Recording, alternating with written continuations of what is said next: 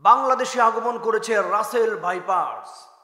আমরা আতঙ্কে, বাংলাদেশের মানুষ ভয়ে ভীত সন্ত্রস্ত, বাঁচবেন কিভাবে? আমি আজকে আপনাদেরকে একটি ফর্মুলা বলে দিব, একটা দোয়া শিখিয়ে দিব। একটি দোয়াতে ইনশাআল্লাহ আপনি সারা দিন রাসেল ভাইপারস সহ যত ধরনের বিষধর সাপ আছে, পোকামাকড় আছে, সমস্ত কিছু থেকে বেঁচে যাবেন ইনশাআল্লাহ। আমার এই দোয়াটি আপনি মনোযোগ দিয়ে শুনবেন, পড়বেন, ইনশাআল্লাহ কাজে লাগবে। বিশ্বাসের সাথে পড়তে হবে। আমি আমার পক্ষ থেকে দোয়াটি বলছি না, বরং স্বয়ং রাসূল করিম সাল্লাল্লাহু আলাইহি ওয়াসাল্লামের হাদিস থেকে আপনাদেরকে দোয়াটা বলবো। আপনারা মনোযোগ দিয়ে শুনবেন এবং এই দোয়াটি আপনারা বারবার পড়ে পড়ে নিজেরা মুখস্থ করে নেবেন, আপনাদের সন্তানদেরকে মুখস্থ করাবেন, আপনাদের ফ্যামিলিতে মুখস্থ করাবেন, নিজেরা মুখস্থ করবেন। ঘর থেকে বের হবেন তো দোয়াটা পড়বেন, যখন ঘরে আছেন তখন দোয়াটা পড়বেন, যেখানে আছেন দোয়া পড়বেন ইনশাআল্লাহ। ইনশাআল্লাহ রাসেল ভাইপারস সহ যত ধরনের বিষধর সাপ আছে, পোকামাকড় আছে, আল্লাহ তাআলা আপনাকে বাঁচাবেন। দোয়াটা কি? খুব মনোযোগ দিয়ে শুনতে হবে। আউযু বিকালিমাতিল্লাহি তাম্মাতি মিন শাররি মা খালাক।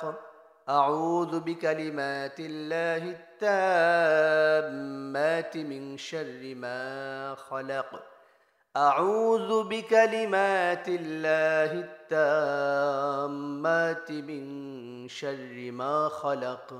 ও আল্লাহ, তোমার কাছে পানা চাই, তোমার কাছে মুক্তি চাই।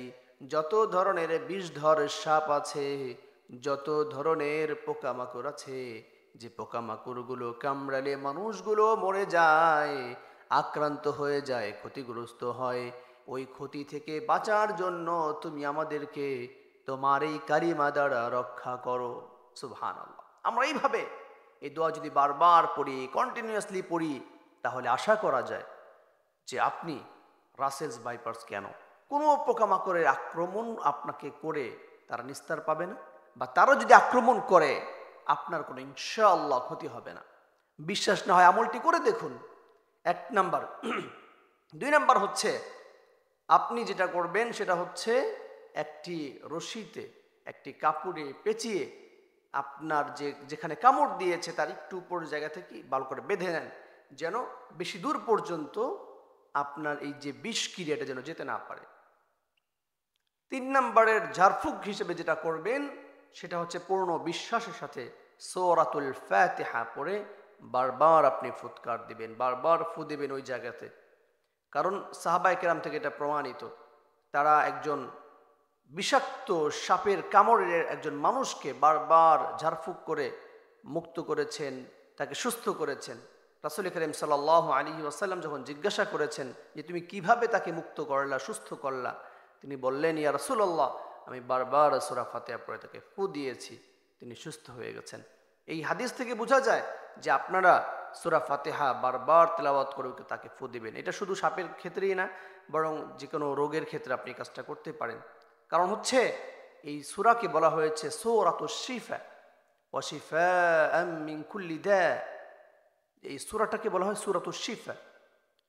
তো সমস্ত রোগ থেকে মুক্তি করবে যে সূরাটা, সেটা হচ্ছে সূরাতুল ফাতিহা।